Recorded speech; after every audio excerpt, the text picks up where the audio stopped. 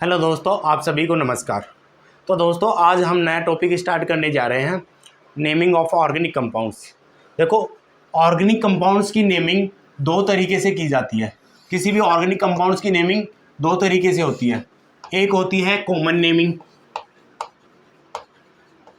Common name, और दूसरा होता है आईयूपीएसी नेम, आईयूपीएसी नेम या आईयूपीएसी नेमिंग।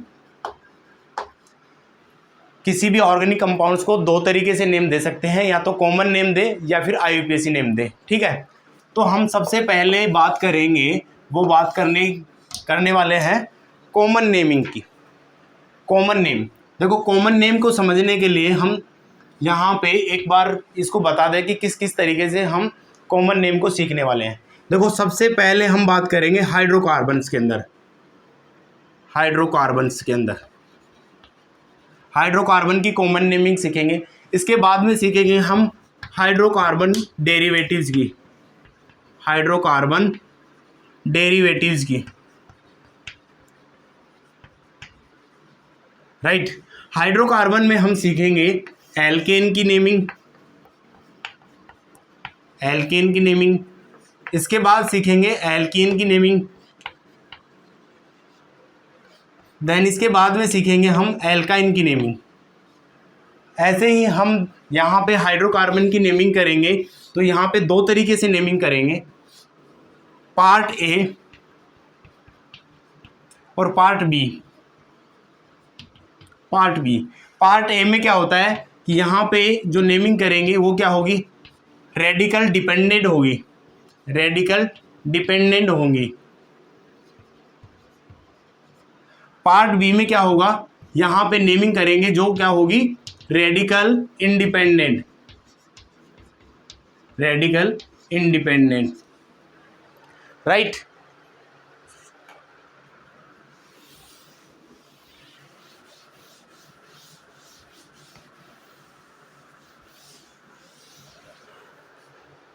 देखो हम बात करेंगे अब यहाँ पे हाइड्रोकार्बन की,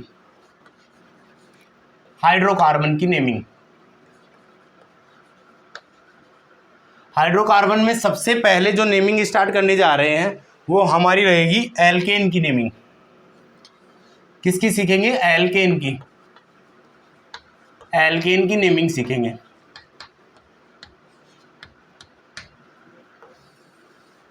एल्केन में सबसे पहले क्या, पहले मैं बात करूं वो रहेगी हमारी नॉर्मल एल्केन की बात, नॉर्मल एल्केन की।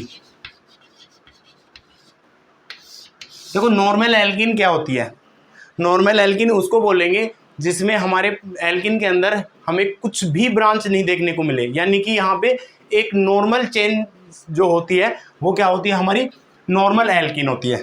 देखो, नॉर्मल एल्कीन को हम जब नेमिंग करेंगे तो वहाँ पे क्या करेंगे, सबसे पहले हम प्रीफिक्स का यूज करेंगे, एन प्रीफिक्स का यूज करेंगे। किसका, n prefix, n prefix used for unbranched alkene.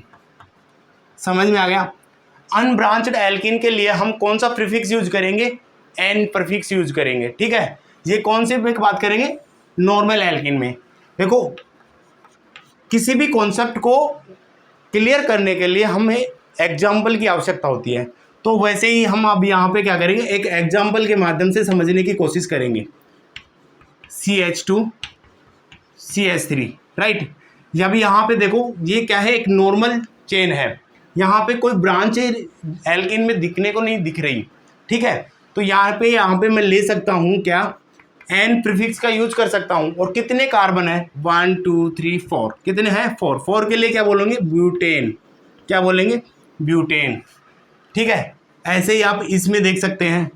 इस एल्कीन की नेमिंग कैसे कर पाएंगे आप, CH2 CH3। अब यहाँ पे देखिए आप, ये एक पूरी चेन है। ठीक है, ये कार्बन चेन है, नॉर्मल कार्बन चेन है। यहाँ पे इस चेन के अंदर कोई भी ब्रांच नहीं दिखने को मिल रही, तो यहाँ पे आप नेमिंग करने से पहले क्या करेंगे, यूज एन प्रीफिक्स का यूज करेंगे। कितने कार्बन की चेन है, 1 2 3 4 5। 5 के लिए क्या नेम दे सकते हैं आप, एन पेंटेन। क्या नाम दे सकते हैं, एन पेंटेन। एन प्रीफिक्स का यूज कब करेंगे, नॉर्मल एल्केन के अंदर हम एन प्रीफिक्स का यूज करेंगे, राइट। देन इसके बाद में हम बात करेंगे दूसरी एल्कीन हमारी जो होगी बी, आइसो एल्कीन की, आइसो एल्केन की। देखो आइसो एल्केन क्या होती है, ये क्या होती है, एक ब्रांच्ड एल्केन होती है, ये क्या होती है, ब्रांच्ड एल्केन होती है। और इसमें हम क्या करेंगे, आइसो प्रीफिक्स का यूज करेंगे। और आइसो प्रीफिक्स का यूज कब करेंगे, जब एक कंटिन्यूअस चेन होती है उसमें सेकंड लास्ट कार्बन पर एक मिथाइल ग्रुप अटैच होता है, तो वहां पे हम उस एल्कीन में आइसो प्रीफिक्स का यूज करेंगे, ठीक है। तो इसको मैं ऐसे बोल दूं, iso prefix use, iso prefix used for those alkene in which a methyl group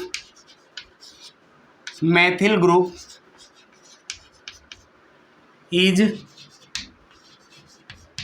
attached to the second last carbon of the continuous chain. अगर कंटिन्यूअस चेन में सेकंड लास्ट कार्बन पर एक मिथाइल ग्रुप अटैच होता है, तो वहां पे हम किसका यूज करेंगे, आइसो प्रीफिक्स का यूज करेंगे, राइट।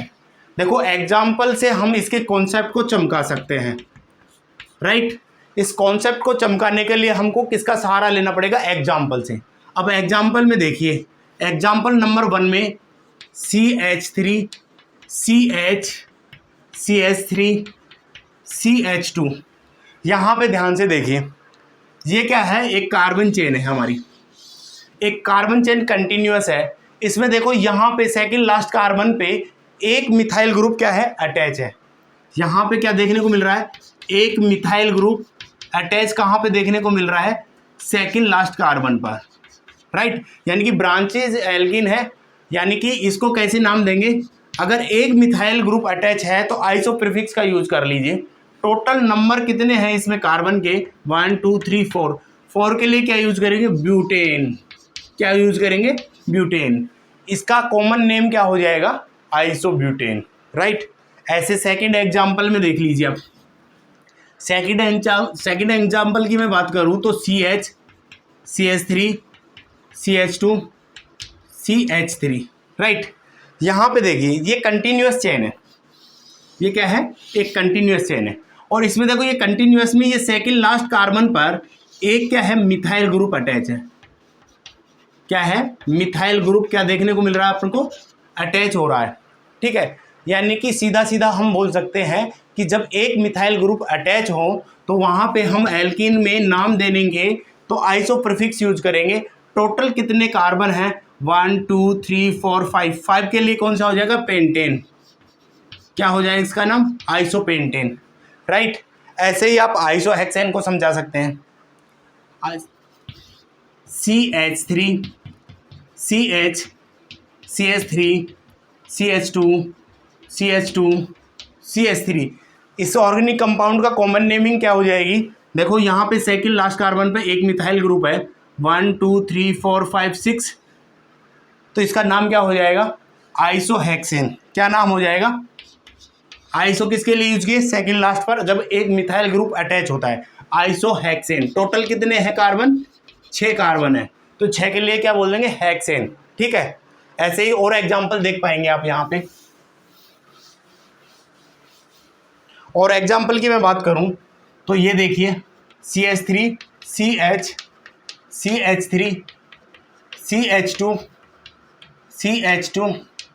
CH2 कितने हो गए, 1 2 3 4 5 6 और CH3, राइट। इसका नाम दीजिए। अब देखो ये कंटिन्यूअस चेन है, इस कंटिन्यूअस चेन में ये सेकंड लास्ट पर एक मिथाइल ग्रुप अटैच है, तो इसे एल्कीन में किसका यूज करेंगे, सबसे पहले नाम देने से पहले आइसो प्रीफिक्स का यूज करेंगे, राइट।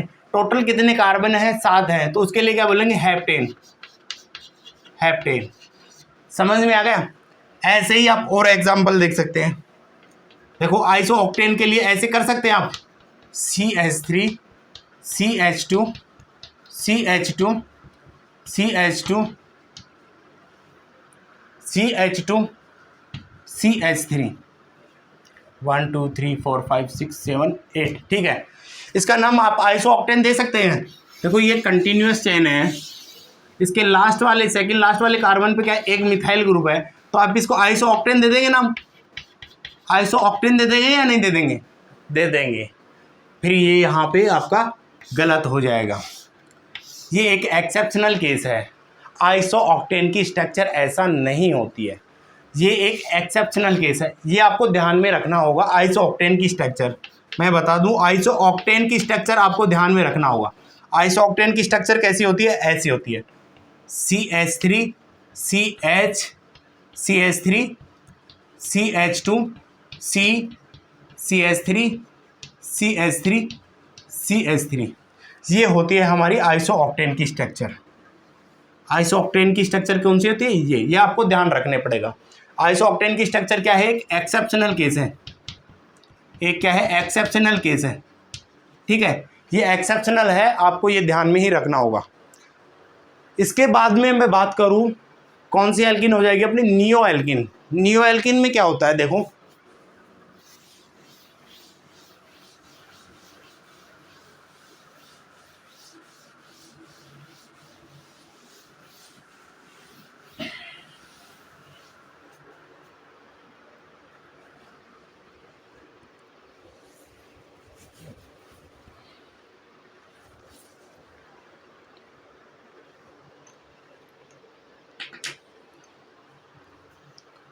देखो नियो एल्केन की मैं बात करूं, नियो एल्केन, नियो एल्केन क्या होता है, ये हमारी हो जाएगी BC। नियो एल्केन की मैं बात करूं तो यहां पे क्या होता है कि नियो जो प्रीफिक्स है,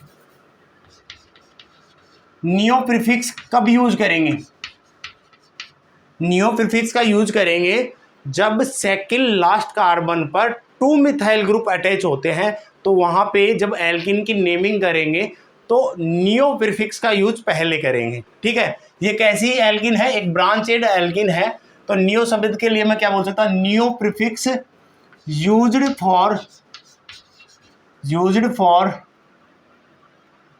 those alkene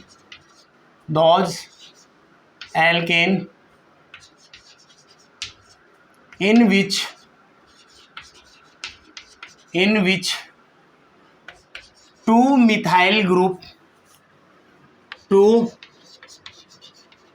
methyl group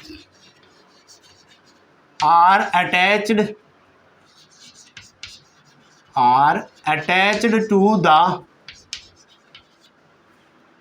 second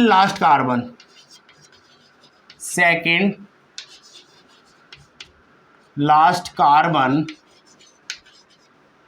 of the continuous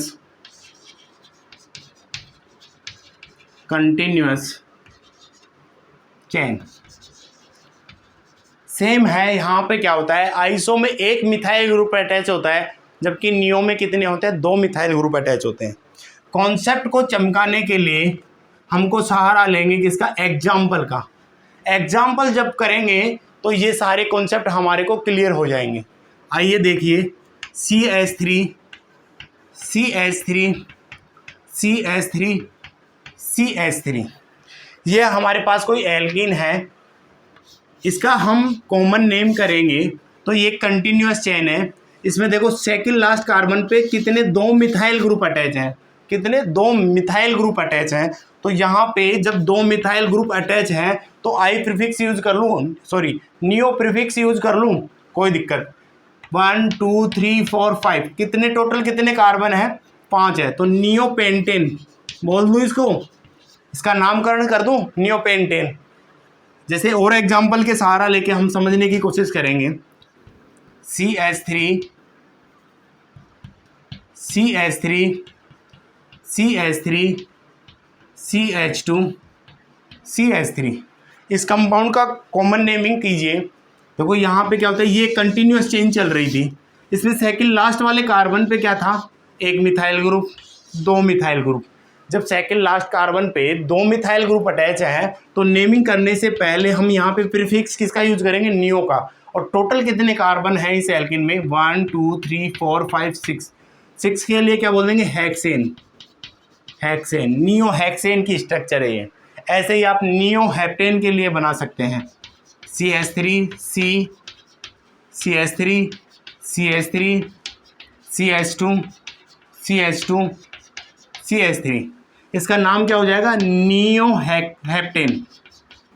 neo heptane कौन सी एल्किन हो जाएगी हमारी, नियो हेप्टेन। बस एक आपको आइसो ऑक्टेन की स्ट्रक्चर एक एक्सेप्शनल केस है, वहाँ पे आपको थोड़ा ध्यान में रखना होगा, ठीक है। ये हमारी हो गई क्या, common naming of alkane, alkane की कॉमन नेमिंग होगी, ठीक है। इसके बाद में हम जो बात करेंगे वो हमारी रहेगी एल्कीन की कॉमन नेमिंग। किसकी रहेगी, एल्कीन की कॉमन नेमिंग देखेंगे।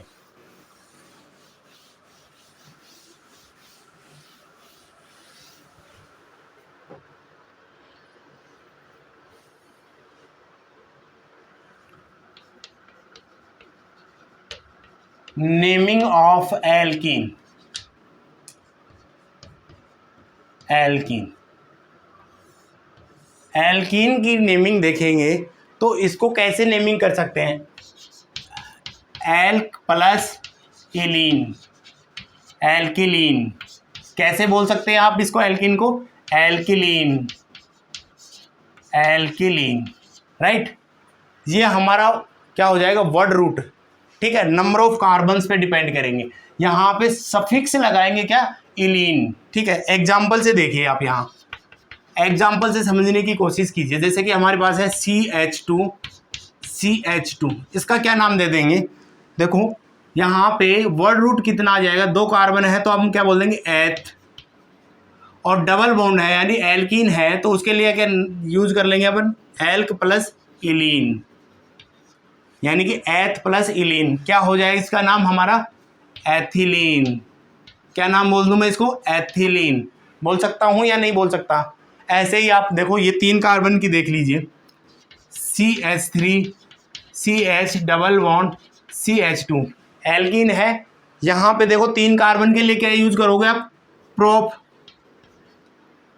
और सफिक्स क्या यूज करोगे, यहाँ पे कॉमन नेमिंग नहीं तो इलीन, प्रोपिलीन, प्रोपिलीन, ठीक है। ऐसे ही आप इसको दे सकते हैं, CH3 CH2 CH double bond CH2। कितने कार्बन है, 1 2 3 4, 4 के लिए क्या दे देंगे, ब्यूटिलीन, राइट। समझ में आ गया या नहीं गया। ऐसे हम किसकी नेमिंग दे सकते हैं, एल्कीन की नेमिंग दे सकते हैं, ठीक है।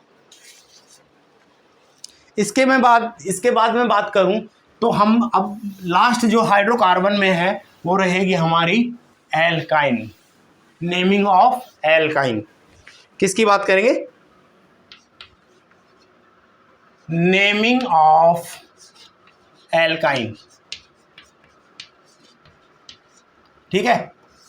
देखो एल्काइन में क्या होता है कि हम यहाँ पे कंसीडर करने वाले हैं एसिटिलीन को।